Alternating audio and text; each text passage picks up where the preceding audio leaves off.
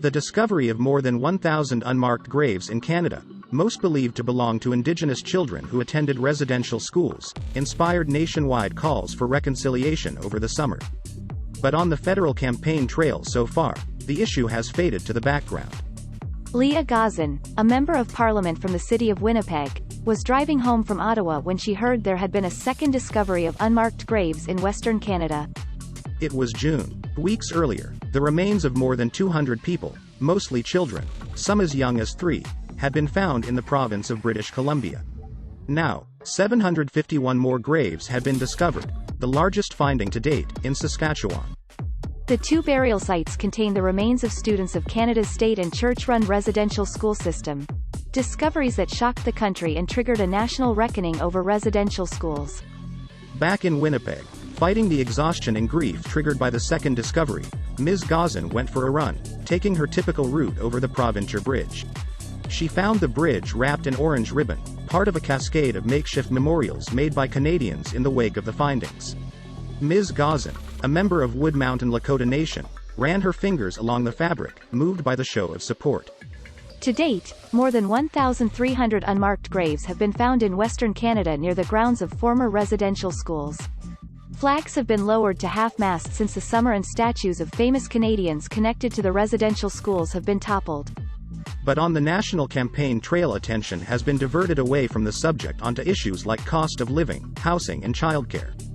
It seems out of step with Canadian voters, among whom support for reconciliation, repairing the relationship between Indigenous people and non-Indigenous people in government, is at a recent high. When Prime Minister Justin Trudeau called the snap election in mid-August, 1 in 5 Canadians included reconciliation as a top 5 issue, double the figure from the 2019 federal election, according to polling from Abacus data.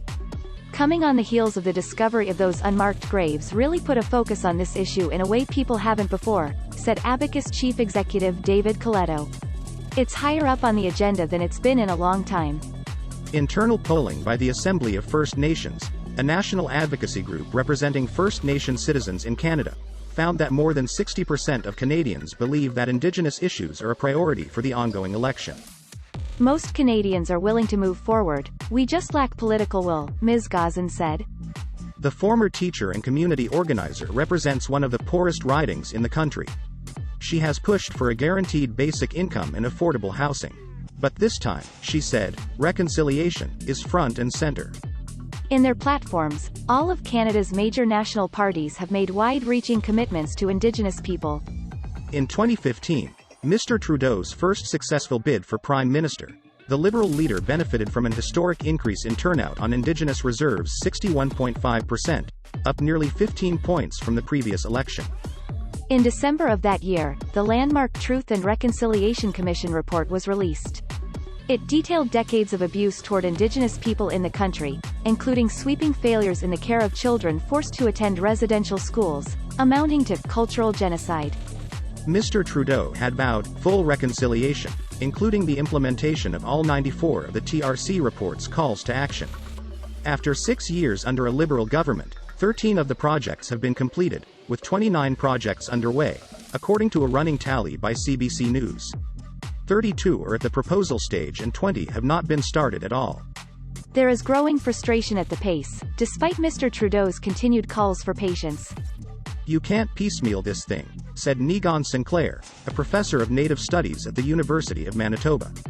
Mr. Sinclair, who is Anishinaabe, compared the Liberals' progress to changing the drapes on a run-down home. They just try to make the house shinier, but the foundation is still broken, he said. In his first election as Conservative leader, Erin O'Toole has also made sweeping promises to Indigenous communities, emphasizing plans for improved economic partnerships. Mr. O'Toole, who is neck and neck with Mr. Trudeau in the polls, has also pledged $1 billion to boost funding for Indigenous mental health and drug treatment programs. Mr. O'Toole has also said he supports the Northern Gateway Pipeline project, which was cancelled in 2016 by court order over lack of consultation with First Nations. Though some First Nations support the project, others have objected over environmental concerns. And some critics have said his pledge to increase punishment for those who protest pipelines and other key infrastructure will unfairly target Indigenous activists. It just seems like a thinly veiled attack on Indigenous people, said Kathy Walker, a professor of political science at the University of Saskatchewan. Canada's left-wing New Democratic Party, led by Jagmeet Singh, has earned praise from Indigenous leaders for its platform, including a pledge to advance Indigenous self-determination and immediately end all drinking water advisories. The Trudeau government says it has lifted 101 long-term advisories but failed to meet its 2015 campaign promise to lift them all by March 2021. But influence in Parliament will be limited for the NDP, a party currently hovering at around 19% in the polls. The NDP are the most progressive party in the country, but they're never going to form government, Mr. Sinclair said. At a recent campaign stop in a majority Indigenous riding in Winnipeg, 2 First Nations stood next to Mr. Singh and thanked him for organizing the event, dedicated to issues facing Indigenous communities, before endorsing the Liberal candidate, Shirley Robinson, of Pymissacomic Cree Nation instead of the non-Indigenous NDP candidate. But Ms. Gazin, a member of the NDP, said, "I don't want people to elect me because I'm Indigenous. I want people to elect me for what I stand for." Still, her priorities, addressing violence against women and girls, solutions for housing security and climate change, are those shared by many Indigenous groups.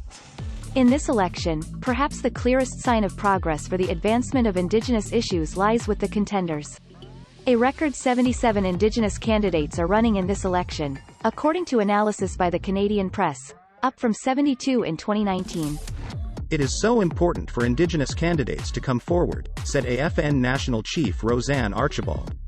I'm in the process of sending them each a letter, encouraging them in their work and telling them how brave they are, no matter what party they belong to. Ms. Robinson, the Liberal candidate for Churchill-Kiiwetinoong-Aski in Manitoba, is among this set of newcomers. She is a survivor of residential school, sent to the Mackay Indian Residential School in Dauphin when she was 15. It was horrible, it was lonely, you wanted your mom and dad with you and they were not around, she said. It's why she's running. We need someone that will stand up and pave the road for our people and for reconciliation, she said. Still, some former Indigenous MPs have turned away from the idea of Parliament as a place to drive change. Of the 10 Indigenous candidates elected in 2019, 2 have decided not to run again this year. Former Liberal Justice Minister turned Independent MP Jody Wilson-Raybould and Nunavut MP Mumalak Kakak. Parliament has become more and more toxic and ineffective while simultaneously marginalizing individuals from certain backgrounds, Ms. Wilson-Raybould said in a July statement. Federal politics is, in my view, increasingly a disgraceful triumph of harmful partisanship over substantive action. Ms. Wilson-Raybould, who has clashed openly with Mr. Trudeau, has a book, Indian, in the Cabinet, Speaking Truth to Power, coming out during the campaign that details her experience during the SNC-Lavalin scandal that saw her removed from his cabinet. In June, Ms. Kakak told the House of Commons she had been racially profiled by security guards and felt unsafe in her 2-year term. Every time I walk on House of Commons grounds, speak in these chambers, I'm reminded every step of the way I don't belong here, she said. Back on the trail in Winnipeg, Ms. Gazin is undeterred, calling her time as MP the greatest honor of my life. And here's the thing for me. Everything in history has been put in place to keep Indigenous women down, she said. In spite of all that, we are still here, I am still here.